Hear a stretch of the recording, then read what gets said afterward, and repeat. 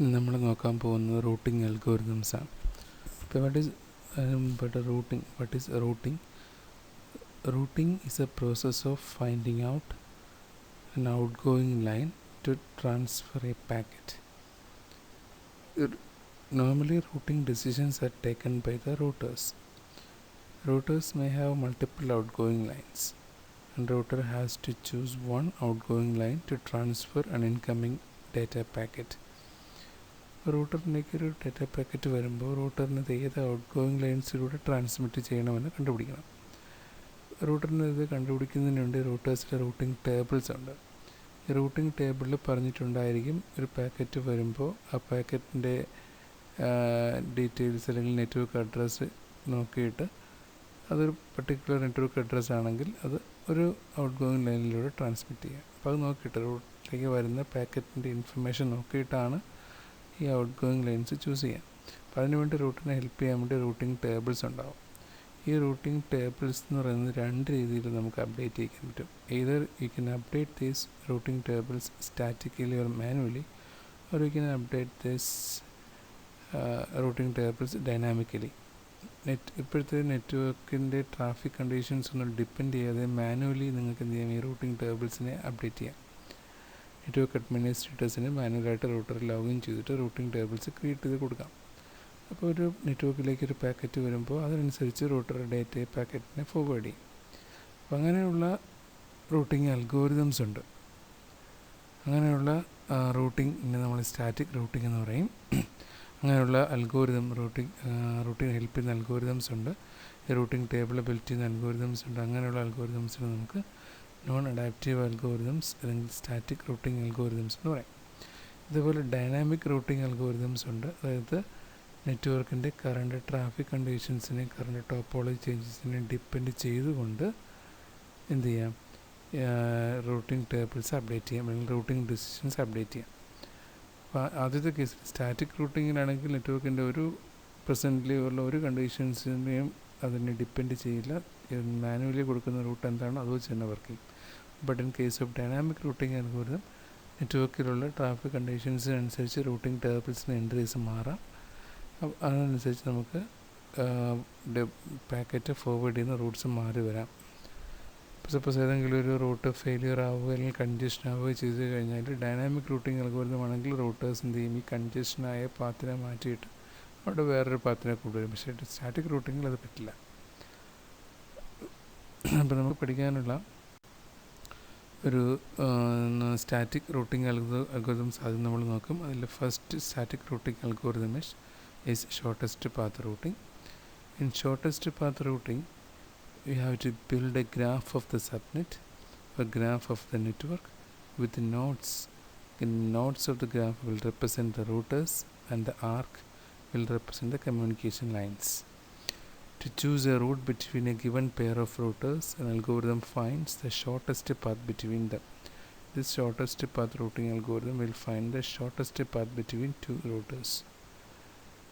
The shortest path means you can calculate the shortest path between two routers by using this algorithm, and shortest means it may be the shortest geographical distance, or it may be the minimum number of hops or minimum number of routers between this.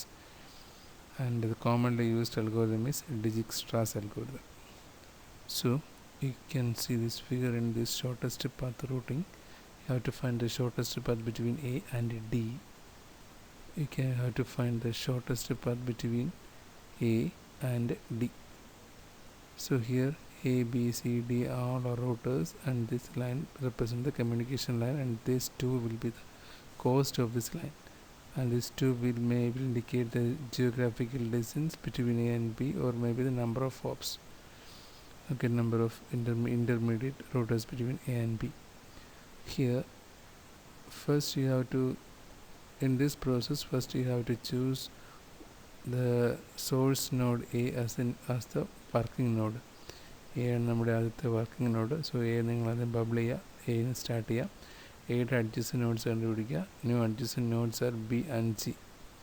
New adjacent nodes are B and G. ബിയും ജിയുമാണ് എയുടെ adjacent nodes. So The second one is you have to label these adjacent nodes B, G label ചെയ്യുക. B label ചെയ്യുമ്പോൾ എങ്ങനെ label ചെയ്യാം? See this figure, in this figure B label ചെയ്തിട്ടുണ്ട്. B label ചെയ്യുമ്പോൾ ചെയ്യേണ്ടത് എയിൽ നിന്നുള്ള ഡിസ്റ്റൻസ് ബിയിലേക്കുള്ള ഡിസ്റ്റൻസ് അതൊരു 2 ആണ്, 2 കൊടുക്കുക.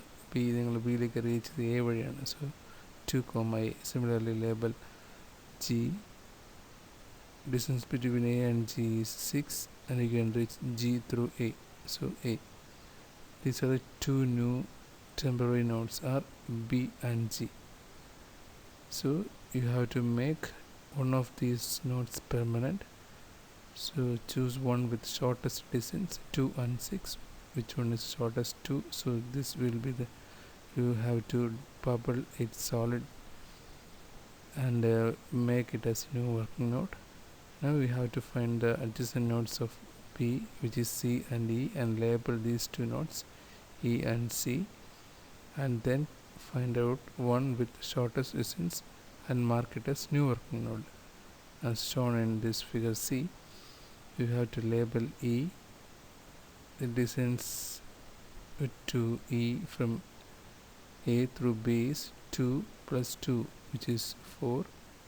You can reach E from A through B. So B is the predecessor of E. So you will label E as 4, B. Similarly you can label C as 9, B. ഈ 9 അവിടുന്ന് വന്നത് എയിൽ നിന്ന് സിയിലേക്കുള്ള distance നമുക്ക് 2 + 7 through B വഴിയുള്ള distance കണ്ടുപിടിക്കുക 9, B. Because നമ്മളിപ്പോൾ നോക്കുന്നത് ബിയുടെ അഡ്ജസൻറ്റ് നോട്ട്സ് ആണ്. ഇയും സിയും ആണ് ലേബൽ ചെയ്തത്. ഇയുടെ ഡിസ്റ്റൻസ് 4 ആണ്, സി ലേബൽ ചെയ്യുമ്പോൾ ഡിസ്റ്റൻസ് 9 ആണ്. ഏറ്റവും ഷോർട്ടസ്റ്റ് ആയിട്ടുള്ളത് 4 ഈ ആയതുകൊണ്ട് ഈ പുതിയ വർക്കിംഗ് നോഡാക്കുക. ഇനി ഇന്ന് സ്റ്റാർട്ട് ചെയ്യും. ഇയുടെ അഡ്ജസൻറ്റ് നോട്ട്സ് ജിയും എഫുമാണ്. അത് രണ്ടും ലേബൽ ചെയ്യുക. ജി ലേബൽ ചെയ്യുമ്പോൾ ജി ഓൾറെഡി 6 ഉണ്ട്, പക്ഷേ ഈ വഴി നമ്മൾ നോക്കുമ്പോൾ 4 പിന്നെ ഈ വരെ 4 ഉണ്ട്. പിന്നെ ഇന്ന് ജിയിലേക്കൊരു 1 ഉണ്ട്. 4 + 1 5 ആവുള്ളൂ, 5 ആണ്. ജി 5 ആവും. എഫിൻ്റെ എന്ന് പറയുന്നത് 6 ആണ്, 6 ഇങ്ങനെ 6 2 + 2 + 2 6. ഈ വഴി ജി എഫിലെത്തുമ്പോൾ ഈ വഴി എഫിലേക്ക് വരുമ്പോൾ 6 ആവുള്ളൂ. അപ്പം now we have two nodes 5 and G and F. ഇവിടെ ജിയുടെ ഡിസ്റ്റൻസ് 5ഉം 6 എഫിൻ്റെ 6ഉം ആണ്. ഇപ്പം 5 ഉള്ള ജിയെ പെർമനൻ്റ് ആക്കുക.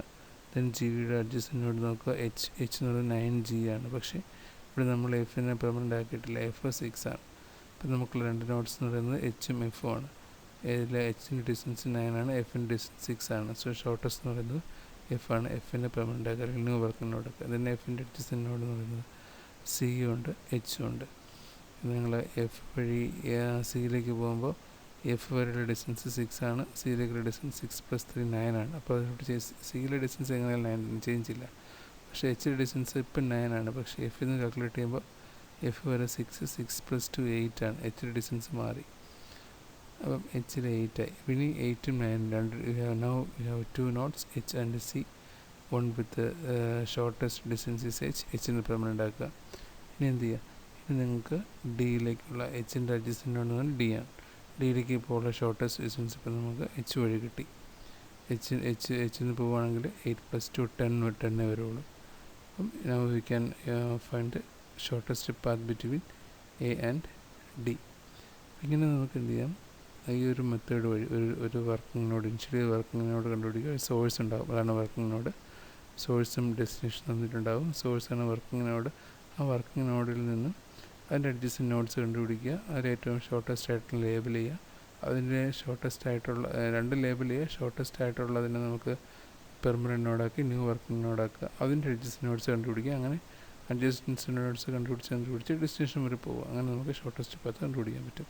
ഇത് സ്റ്റാറ്റിക് റൂട്ടിംഗ് അൽഗോരിതമാണ്. അപ്പോൾ ഇതിൽ എയിൽ നിന്ന് ഡിയിലേക്ക് ഏത് പാക്കറ്റ് ട്രാൻസ്മിറ്റ് ചെയ്യണമെങ്കിലും നമ്മൾ ഈ കണ്ടുപിടിച്ച റൂട്ടിൽ കൂടെ മാത്രമേ ട്രാൻസ്മിറ്റ് ചെയ്യുള്ളൂ.